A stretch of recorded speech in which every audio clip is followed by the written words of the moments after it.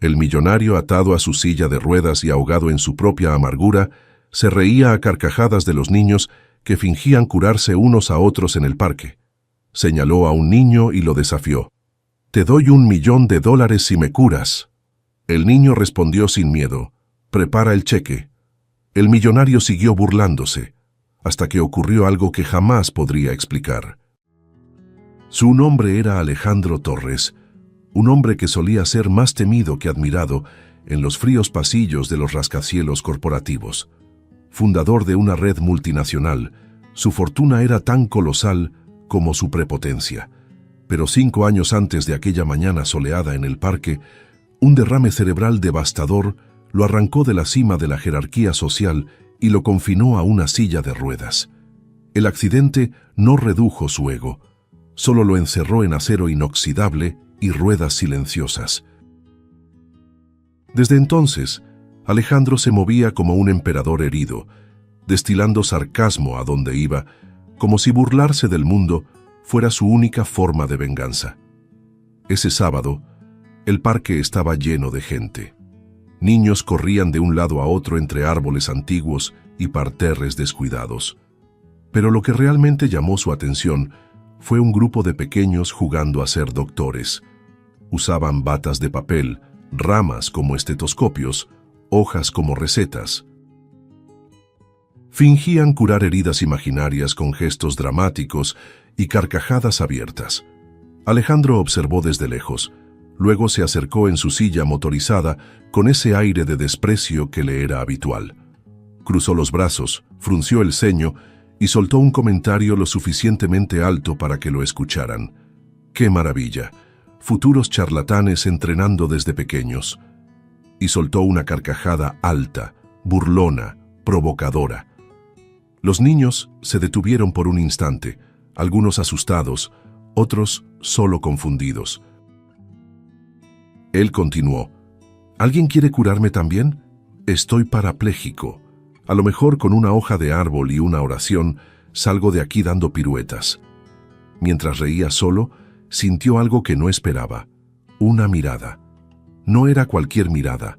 Era fija, directa, sin miedo. A pocos metros de allí, un niño apartado del grupo lo observaba en silencio. Tenía ojos oscuros e intensos, como si viera más de lo que debía. Estaba quieto, brazos cruzados, expresión neutra. Alejandro sintió una punzada de incomodidad. El niño no sonreía, no se escondía. Estaba ahí firme, como si hubiese sido puesto en ese lugar por algún propósito, y eso irritó a Alejandro. Giró la silla y se acercó al niño. ¿Y tú? ¿Vas a quedarte ahí mirándome o también vas a fingir que haces milagros?, dijo con la misma acidez. Ninguna respuesta. El niño no se movió. Entonces juguemos. Alejandro se inclinó hacia adelante, forzando el contacto visual. Si me curas, te doy $1.000.000. ¿Qué dices? El niño siguió inmóvil. El silencio era tan absoluto que el sonido de las hojas moviéndose con el viento parecía amplificado. Por un instante, Alejandro pensó que simplemente ignoraría la propuesta, pero entonces, con voz tranquila y mirada penetrante, el niño respondió. Prepara el cheque, fue seco, seguro, desarmante. Alejandro se quedó congelado por un segundo, sintió un escalofrío y lo odió. Intentó reír para disimular. Está bien, doctor Milagro, impresióname. El niño se arrodilló lentamente frente a la silla. Tocó el suelo con la palma de la mano izquierda y cerró los ojos. Alejandro miraba, aburrido, pero no pudo apartar la vista. El niño llevó la mano derecha a la pierna del hombre y la colocó con delicadeza, casi como si escuchara a través de la piel. Su expresión era de total concentración. Permaneció así unos segundos. Luego susurró algo inaudible. Hizo un movimiento lento con los dedos, como si dibujara algo invisible en el aire, y entonces se levantó. Alejandro esperó, y nada, ningún cosquilleo, ninguna contracción, nada más que un silencio incómodo. ¿Ya acabaste?, preguntó Alejandro riendo. ¿Ese fue tu gran truco? Perdiste, niño, $1 millón desperdiciados, pero el niño no dijo nada. Solo esbozó una leve sonrisa de lado y se giró, caminando tranquilamente hacia los árboles, hasta desaparecer de su vista. Alejandro lo siguió con los ojos, sin entender por qué aún tenía el corazón acelerado. «Mocoso loco», murmuró, forzando una risa menos firme de lo que habría querido. Horas después, Alejandro volvió a su apartamento en la azotea. Un templo de mármol, vidrio y silencio. Sus ruedas se deslizaron por el suelo impecablemente limpio hasta la sala de estar, donde se dejó caer en el sillón de cuero frente a una chimenea apagada. Aún riendo solo, recordó el rostro serio del niño. «Prepara el cheque», se burló, imitando la voz del niño. ¿Qué demonios ven estos niños hoy en día? Pero entre un sorbo de whisky y otro, sintió una punzada, pequeña, escondida, un cosquilleo extraño en el pie izquierdo. Chasqueó los dedos, movió los hombros, intentó ignorarlo. Pero la sensación persistía, más fuerte. Bajó la mano, apretó el muslo. Estaba caliente. Había algo allí. «No, no puede ser», susurró, con la respiración agitada. Tocó la otra pierna. Otro cosquilleo, esta vez más agudo. Se inclinó hacia adelante. Las manos le temblaban. Las piernas vibraban. Lentamente, empujó los apoyos laterales de la silla. Hizo fuerza. No sabía si era miedo o adrenalina. «Vamos, vamos», susurraba, sudando frío. Con un esfuerzo casi desesperado, se puso de pie. Las piernas temblaban, como las de alguien que no camina hace años. Tambaleó, casi cae, pero se sostuvo. Estaba de pie. Miró al frente y vio su reflejo en el espejo del pasillo. Las piernas soportando su peso, los ojos abiertos como platos, el cuerpo en shock. No, no puede ser. Esto no está pasando. Pero estaba pasando. Por primera vez en 5 años, Alejandro Torres estaba de pie. Solo, sin ayuda. La risa burlona que antes resonaba, ahora daba lugar a un silencio casi sagrado. Y en medio de aquella avalancha de incredulidad, una única imagen le venía a la mente con una nitidez abrumadora. La mirada de aquel niño y esas 3 palabras: «Prepara el cheque». Desde aquella madrugada, nada tenía sentido para Alejandro Torres. Sus piernas, antes tan inútiles como los adornos de un cuerpo roto, ahora sostenían su peso. Débiles, sí, pero vivas. Los médicos, consultados de urgencia al día siguiente, no supieron explicar. Hablaron de regeneración espontánea, reacciones neuromusculares rarísimas, estímulo neurológico inusual. Ningún diagnóstico lo convencía.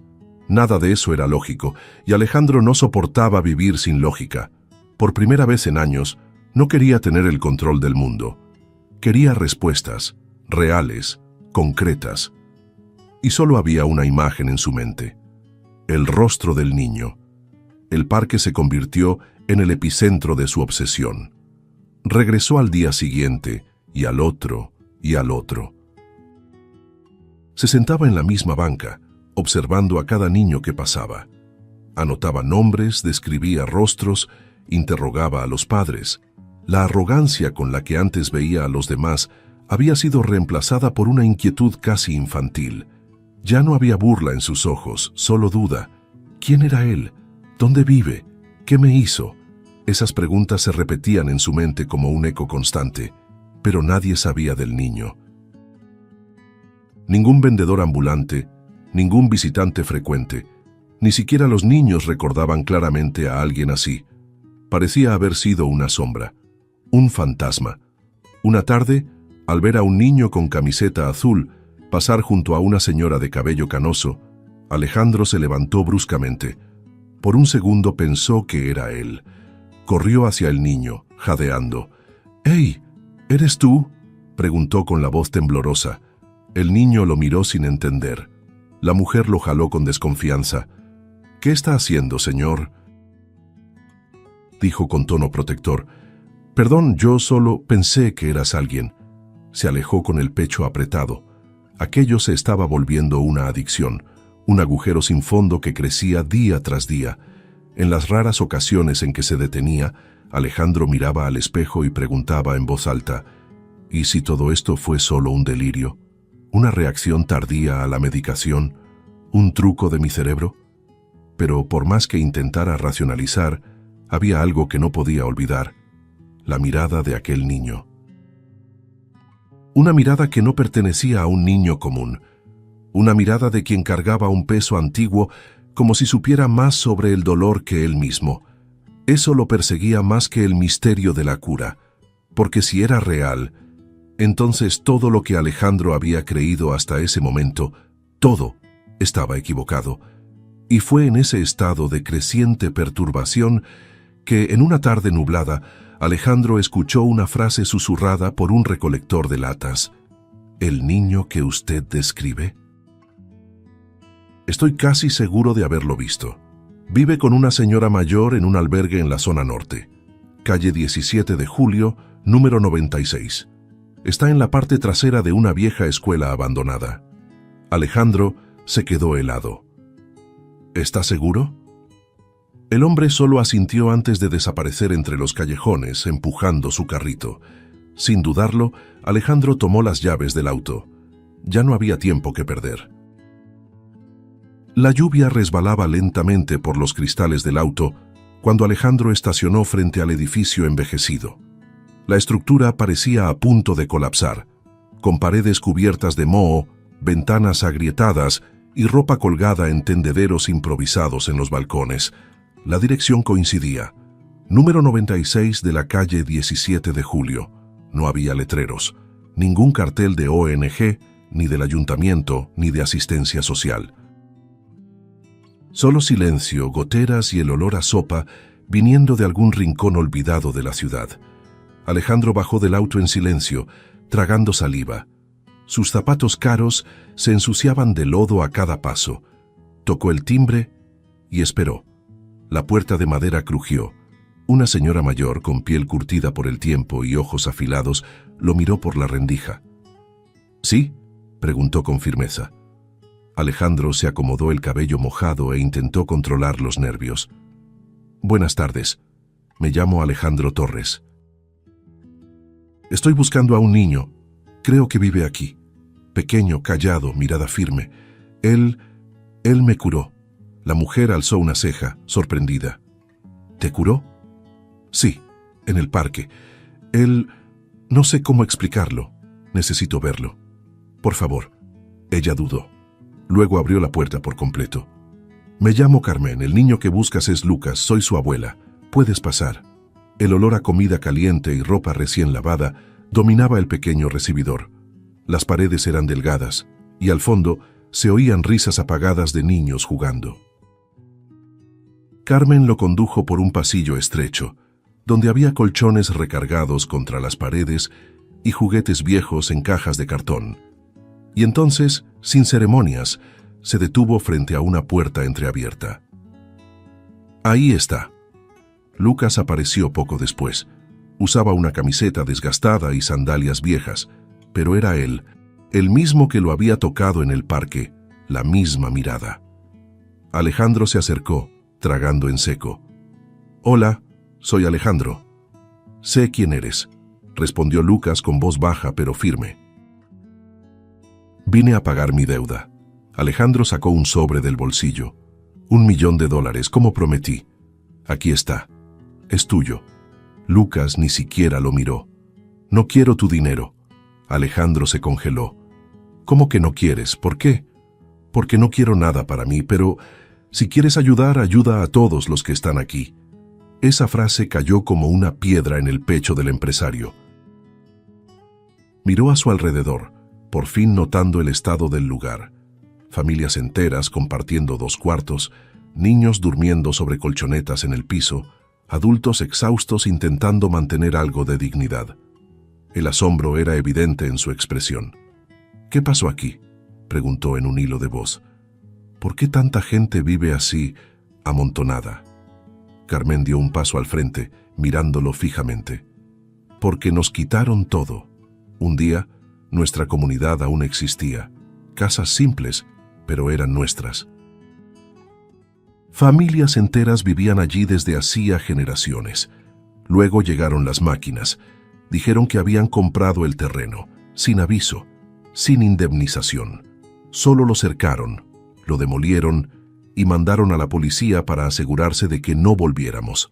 Ella le tendió un recorte de periódico amarillento y gastado.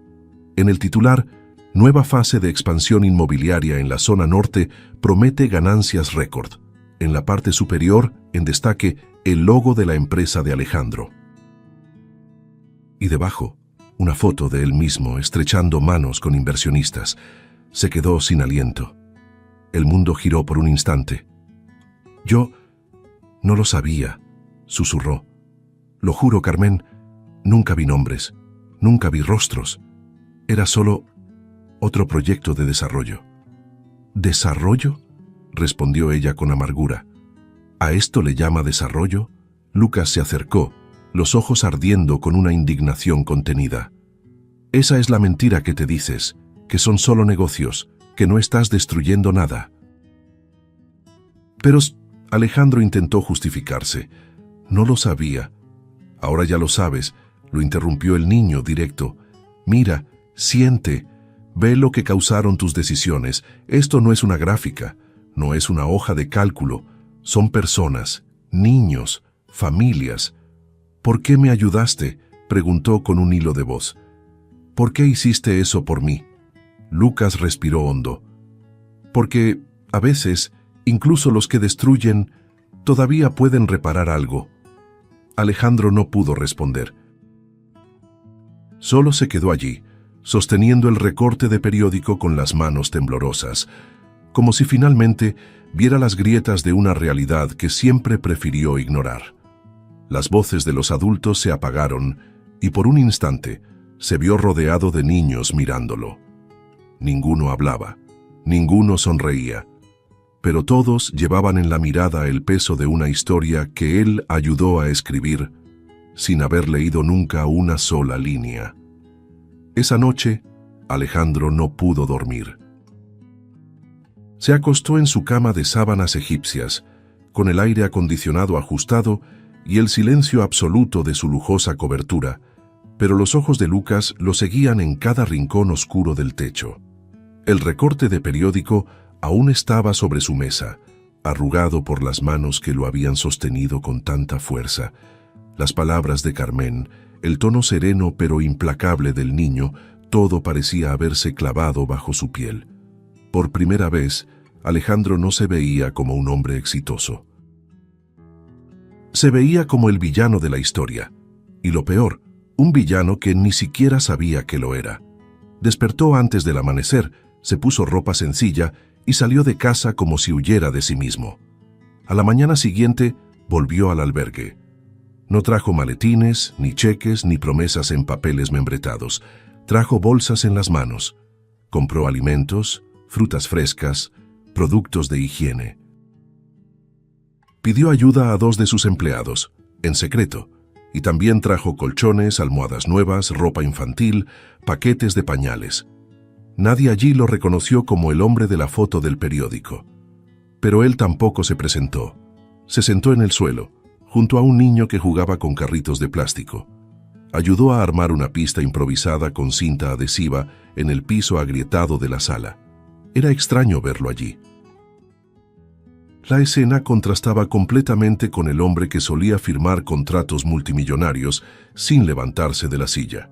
Más tarde, sirvió sopa en la cocina, usaba un delantal prestado por Carmen y aprendía, entre errores y risas, cómo controlar el cucharón sin derramar. Observaba los rostros con atención. Había niños con miradas desconfiadas, otros con una madurez precoz en el rostro. Un niño con una cicatriz en el mentón sonrió al recibir 2 rebanadas de pan. Una niña pequeña abrazó el plato como si fuera un regalo. A Alejandro se le cerró la garganta. ¿Siempre reaccionan así?, preguntó a Carmen, con la voz entrecortada. Cuando alguien de verdad se interesa. Sí, reaccionan, pero ya aprendieron a reconocer a quienes solo vienen a aliviar su propia culpa. Alejandro se detuvo. No intentó justificarse. En lugar de eso, miró a Lucas, el que lo había curado, sentado en un rincón, cosiendo la correa rota de una mochila. No habla mucho, ¿verdad? Habla cuando es necesario, respondió Carmen, pero cuando habla, el mundo escucha. Alejandro asintió. Permaneció en silencio un momento, luego dijo: me gustaría escuchar a todos, no solo a él, a todos aquí. Quiero entender, quiero ver lo que nunca vi. Y vio.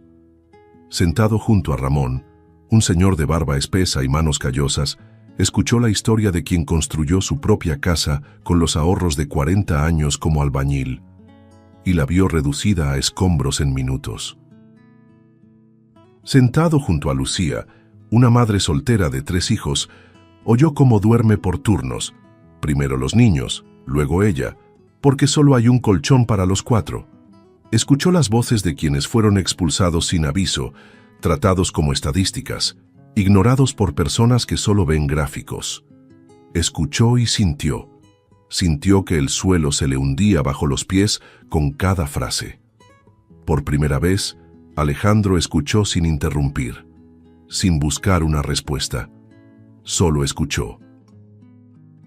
Carmen observaba todo a la distancia, con ojos atentos. Sabía reconocer cuando un hombre estaba siendo desarmado por dentro, y Alejandro lo estaba.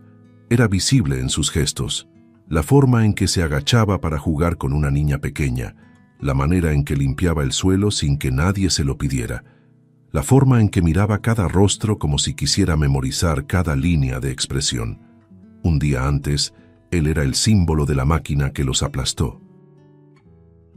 En ese momento, era solo otro ser humano intentando comprender el daño que había causado. «¿Volviste?», dijo Lucas, acercándose por fin. Alejandro lo miró y forzó una leve sonrisa. Tenía que volver. «Esto no repara lo que hiciste», dijo el niño, mirándolo a los ojos. «Lo sé», respondió Alejandro casi en un susurro, «pero tal vez sea un comienzo».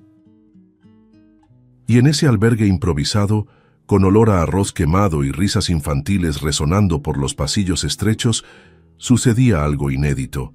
El empresario que antes veía a las personas como estadísticas, ahora veía a cada niño, cada rostro, cada historia, como si cada uno fuera un espejo del fracaso moral que había ignorado durante años.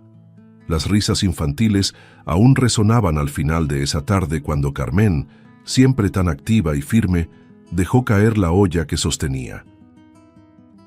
El sonido del aluminio golpeando el suelo fue seco, brusco, interrumpiendo al instante la animada conversación entre Alejandro y un grupo de niños. Lucas, que dibujaba con gis sobre el cemento de la terraza, volteó con sobresalto. «¿Abuela?», llamó al verla tambalearse.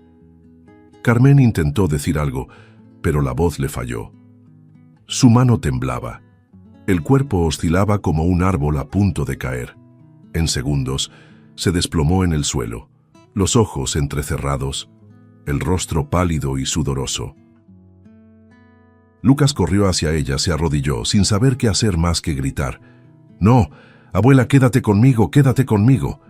Alejandro llegó segundos después, apartando a los niños, el corazón acelerado. «Carmen, Carmen, escúchame». Lucas ya tenía las manos sobre el pecho de ella, como lo había hecho con él días antes. Cerró los ojos con fuerza, tratando de repetir el gesto, el toque, el susurro. Nada, nada se movía, ninguna respuesta. «Por favor», murmuraba él en creciente desesperación. «Escúchame, escúchame otra vez». Las lágrimas corrían por el rostro de Lucas. Intentaba 1, 2, 3 veces. Cerraba los ojos con fuerza, como si su fe pudiera arrancar lo imposible del cielo. «Funciona. Por favor, ¿por qué no está funcionando?». Alejandro lo jaló de los hombros, tratando de separarlo de ella. «Vamos a llevarla al hospital. Ahora». Lucas se resistió. «Espera, aún no termina». «Ya terminó», necesita ayuda médica. La voz de Alejandro salió dura, desesperada, casi como una orden. Lo cargó en brazos por un instante, alejándolo de Carmen, que yacía inconsciente. Pidió ayuda a 2 mujeres del albergue, tomó las llaves del auto y en minutos estaban rumbo al hospital. Lucas, en el asiento trasero, temblaba. Miraba a su abuela por el espejo retrovisor, como si temiera que esa fuera la última vez. En el hospital, Alejandro no escatimó esfuerzos. Corrió a la recepción, gritó por atención inmediata, exigió prioridad. Mostró documentos, hizo llamadas, amenazó con demandar al hospital entero si no se movían. Los médicos llegaron corriendo, pusieron a Carmen en una camilla y desaparecieron con ella por una puerta de emergencia. Lucas quedó sentado en el suelo blanco, abrazado a sus rodillas, con los ojos fijos en el pasillo. Ya no lloraba. El llanto se había vuelto silencio, un silencio tan denso que Alejandro no pudo soportar. Se sentó a su lado también en silencio.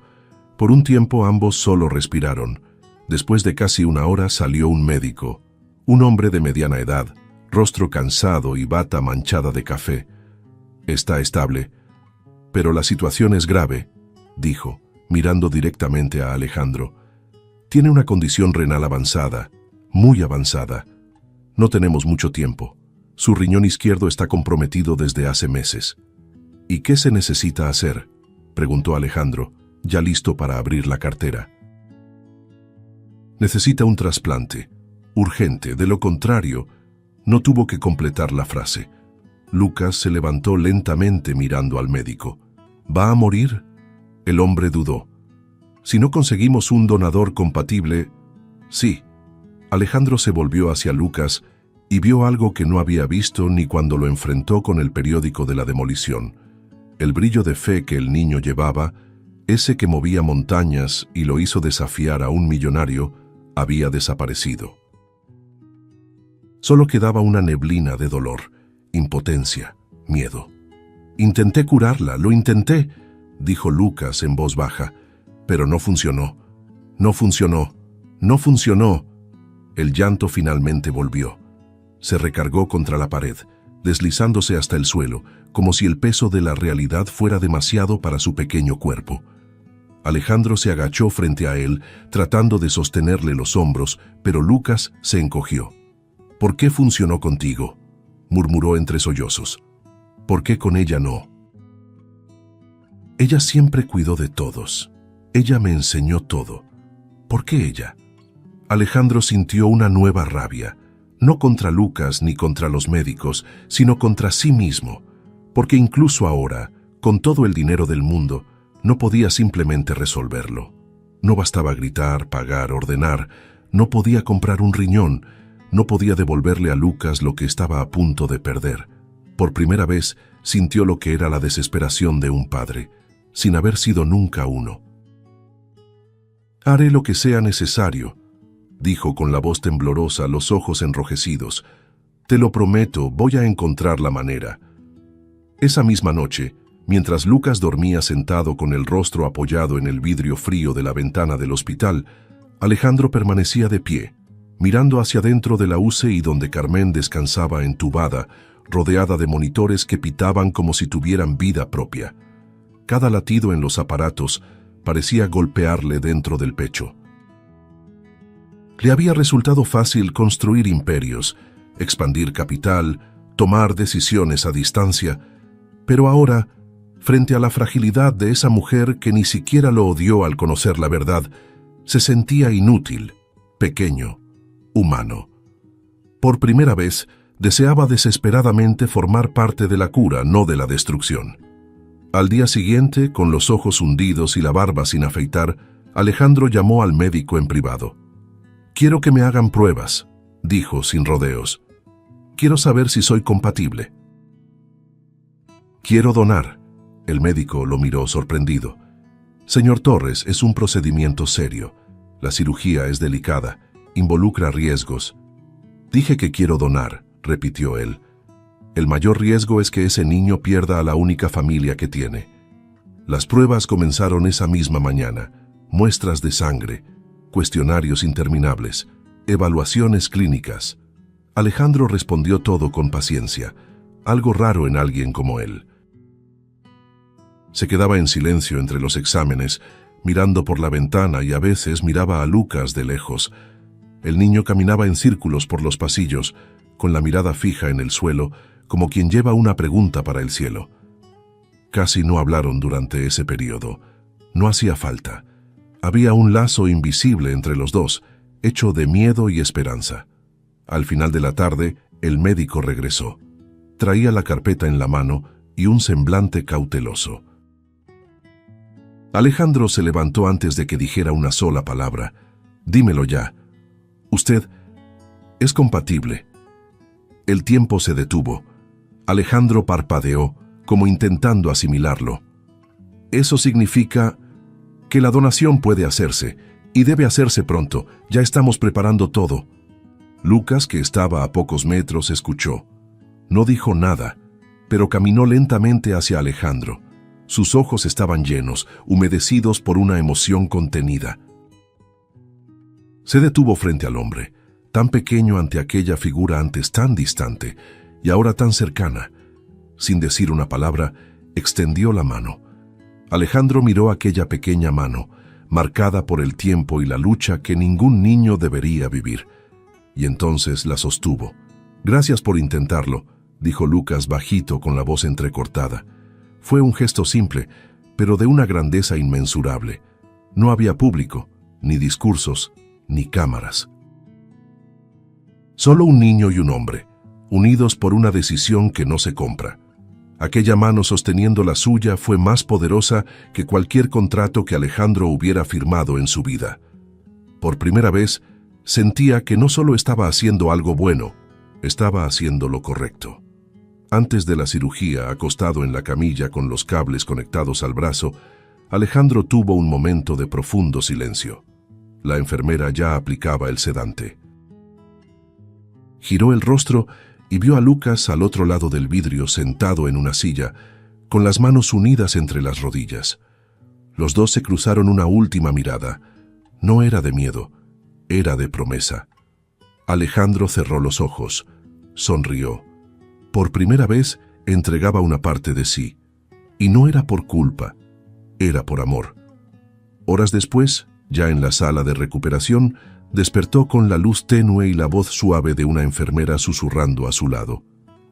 «La cirugía fue un éxito, señor Torres. Intentó moverse, pero no pudo». Estaba débil, pero al oír la noticia una lágrima solitaria resbaló por la comisura del ojo.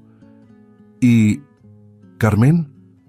«Aún está en observación, pero está reaccionando bien. Creemos que se va a recuperar».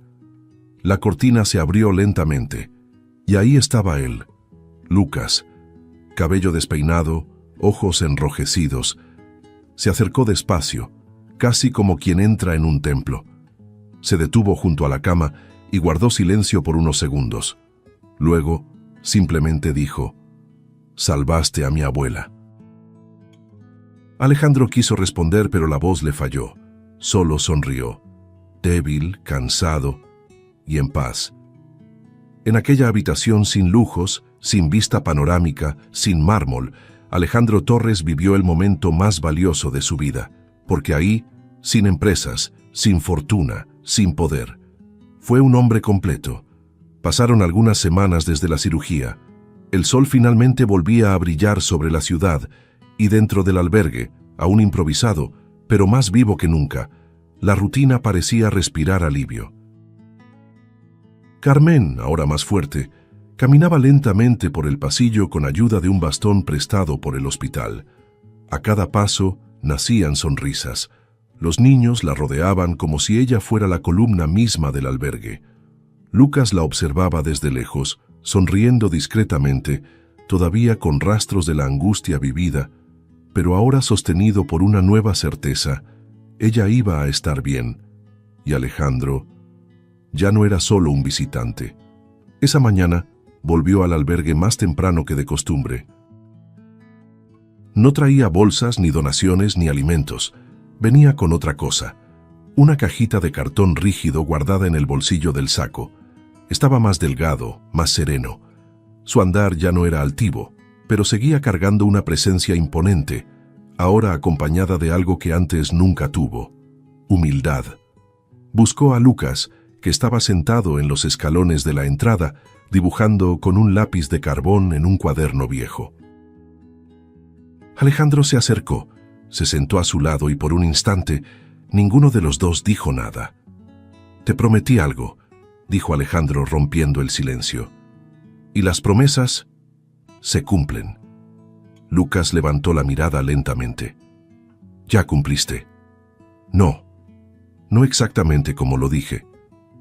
Alejandro sacó la pequeña caja del bolsillo, la abrió con cuidado y sacó un sobre blanco.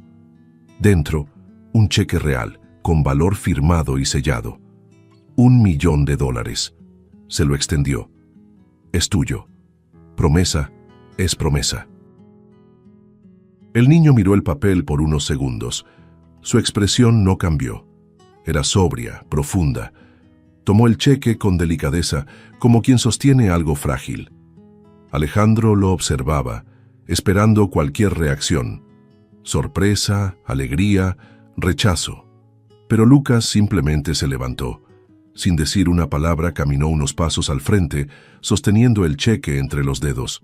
Carmen, que observaba desde la terraza, también se detuvo. Los adultos callaron.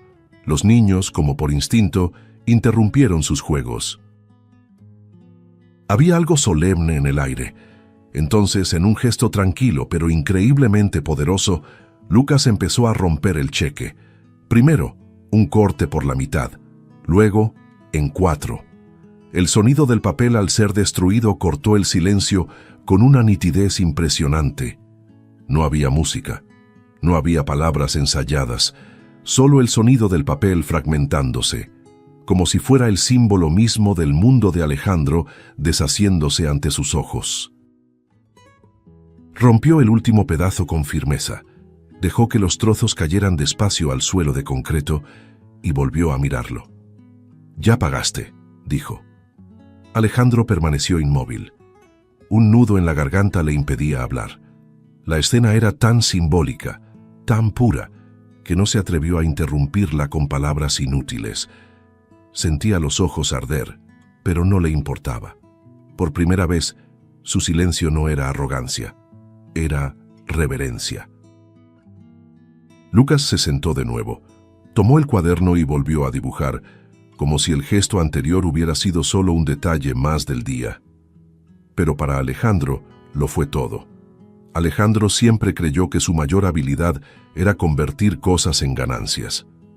Pero en los días que siguieron a aquel gesto silencioso de Lucas, el cheque roto en pedazos frente a todos, comenzó a ver el mundo desde una nueva perspectiva. Hay cosas que no deben convertirse en capital. Hay cosas que deben devolverse. Y así comenzó la reconstrucción. No fue anunciada en conferencias ni registrada en columnas de negocios. Fue discreta, firme, hecha de llamadas silenciosas y reuniones sin trajes ni relojes de lujo. Alejandro vendió parte de sus activos, discretamente, sin hacer ruido. Cedió acciones, liquidó fondos, disolvió inversiones antiguas. Por primera vez, no con el objetivo de ganar, sino de devolver. El antiguo terreno donde existía el pueblo de Carmen, el mismo que su empresa demolió, fue comprado de nuevo. Y con el dinero de la venta de sus acciones, Alejandro inició la reconstrucción de las casas. Cada ladrillo, cada techo, cada pintura en las paredes llevaba ahora un nombre, una historia, una memoria. Pero no solo financiaba el proyecto, estaba ahí, con las manos manchadas de pintura, repartiendo guantes, supervisando reformas, llevando lonches a los albañiles. Al principio, los vecinos lo miraban con desconfianza, luego con sorpresa y finalmente con gratitud. Pero Alejandro no se detuvo ahí. Usando parte del capital restante, fundó un proyecto educativo en honor a la mujer que lo transformó, el Instituto Carmen. El proyecto atendía a niños en situación de vulnerabilidad, ofreciendo refuerzo escolar, actividades artísticas, alimentación y acompañamiento psicológico. Lucas fue el primero en pisar el aula recién pintada, con pupitres nuevos, pizarrón blanco y estantes llenos de libros. Caminaba despacio entre los muebles, tocando las paredes como si no pudiera creer que todo eso era real. Y Alejandro, parado en la puerta, solo observaba, sintiendo el corazón latir con un ritmo que no conocía, ligero, vivo, completo. Fue en una tarde dorada cuando ocurrió la escena más simbólica de todas. El parque donde todo comenzó, aquel donde Alejandro meses antes se burló de los niños y de la fe, ahora estaba diferente. Él había patrocinado la renovación del espacio. El suelo de arena fue reemplazado por césped nuevo. Los juegos restaurados, pintados con colores vivos. Pero más que eso, había algo nuevo en Alejandro: el gesto. Estaba ahí, vestido con una camiseta sencilla, repartiendo juguetes con sus propias manos. De una caja grande sacaba muñecas, pelotas, carritos, lápices de colores. «Tomen uno, solo uno, ¿eh?», decía sonriendo. «Dejen para los demás también». Lucas ayudaba a su lado, cargando cajas más pequeñas. Un niño de 4 años se acercó, con los ojos brillando al recibir un yo-yo. Y al verlo, Alejandro se agachó, le alborotó el cabello y dijo: «Cuando yo tenía tu edad, solo recibía zapatos en Navidad. Tú sí que tienes suerte, ¿eh?». Las mamás que pasaban por el parque se detenían a mirar. Algunas susurraban entre sí incrédulas: «¿Es él, el del escándalo? No, no puede ser. Sí es, el millonario, el que donó el riñón». Pero él no respondía. Seguía ahí, sirviendo limonada fresca en un vaso de plástico a 2 niños que competían por ver quién bebía más rápido. Reía con ellos, reía de verdad, como no lo hacía desde hacía años, como tal vez nunca lo había hecho. Más tarde, sentado en una banca del parque, Alejandro miró a su alrededor. Vio a niños corriendo, columpiándose en los juegos, pateando pelotas. Vio a Lucas sentado bajo un árbol, leyendo un libro con atención. Sintió el viento en el rostro y por un instante cerró los ojos. Era como si el universo, al fin, dejara de pesar sobre sus hombros. Allí, entre sonrisas infantiles y el olor a palomitas recién hechas, Alejandro Torres ya no era el hombre del imperio. Era solo un hombre que fue salvado por un niño y por todo aquello que no se puede calcular. Los años pasaron como hojas llevadas por el viento. El albergue se convirtió en escuela. La escuela se volvió referencia. El proyecto se transformó en modelo para otras comunidades olvidadas. Pero para Alejandro Torres, nada de eso importaba tanto como lo que ocurriría en ese día específico. La fecha estaba marcada en el calendario de la memoria. El primer seminario de vocaciones de la escuela, Instituto Carmen. El auditorio estaba lleno. Niños sentados en sillas plegables, madres recargadas en las paredes laterales, voluntarios equilibrando vasos de jugo y cuadernos de notas. Alejandro estaba en la última fila, discreto, con un pequeño ramo de flores en el regazo y los ojos fijos en el escenario. Entonces lo vieron. Lucas, ahora adolescente, más alto, más firme, vistiendo una bata blanca que parecía demasiado grande para su cuerpo, pero exacta para su destino. Subió al escenario sin dudar. Tomó el micrófono con calma y esperó a que el silencio se formara. Sus ojos recorrieron al público hasta encontrar a Alejandro, y sonrió. «Me llamo Lucas, y quiero ser médico». La frase, dicha con sencillez, llenó de un silencio denso todo el salón. No era solo lo que dijo, era cómo lo dijo, era el peso detrás de las palabras. Respiró hondo y continuó. «Quiero ayudar a personas como mi abuela, Carmen, que hoy está viva gracias a un gesto que cambió 2 vidas. Quiero estar al lado de quien sufre, como alguien un día estuvo del mío. Quiero recordar cada día que un milagro no es solo lo que uno espera, sino lo que uno elige ser para los demás». Un murmullo recorrió el salón. Algunas madres secaban sus ojos, otras sonreían en silencio. Alejandro no parpadeaba. ese muchacho que un día lo desafió con un «prepara el cheque» en medio de un parque. Ahora lo hacía llorar con la fuerza de una vocación. Pero no eran lágrimas tristes, eran de orgullo y de asombro, porque ahí, frente a todos, Lucas ya no era un niño herido tratando de salvar a quien amaba. Era un hombre en formación, listo para salvar al mundo. Cuando terminó la charla, los aplausos llenaron la sala. Lucas bajó del escenario y fue directo hacia él. «¿Trajiste flores?», preguntó, provocando con una sonrisa. «Claro, para tu abuela, pero ahora…». Alejandro le entregó el ramo al muchacho. «Creo que son tuyas. Ya no soy un niño, Alejandro. Lo sé, pero tú siempre serás el hombre que me curó».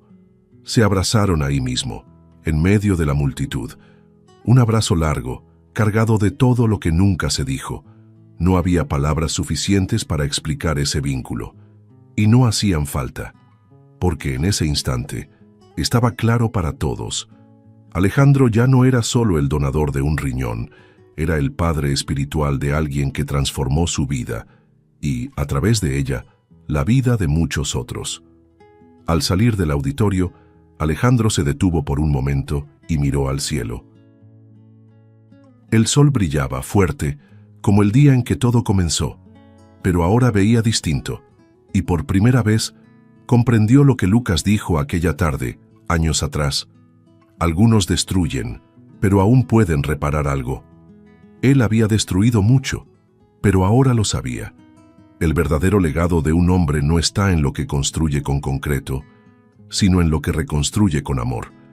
Y en aquella tarde dorada, con la bata blanca alejándose entre los niños, Alejandro sonrió, no por lo que había hecho, sino por haber entendido al fin que a veces es un niño quien nos enseña lo que significa ser hombre. Si te gustó el contenido, no olvides suscribirte al canal para ver más videos como este. Deja tu like para apoyarnos y activa las notificaciones para no perderte ninguna novedad. Eso nos ayuda a seguir creando lo mejor para ti. Hasta el próximo video.